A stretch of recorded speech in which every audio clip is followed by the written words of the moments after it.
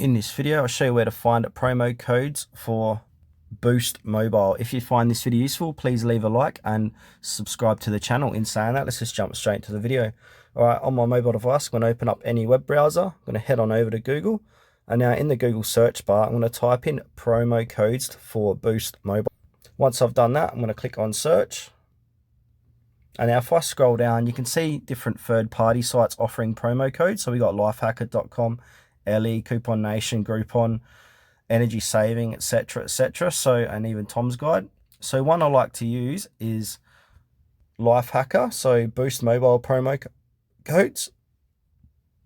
And if I scroll down here, you can see all the different promo codes they have got going. So you got $25 off, 55% off with Boost SIM plans. So to activate any one of these deals, just simply click on the deal. So I'm going to click on Get Deal here. And then as you can see, no promo code required.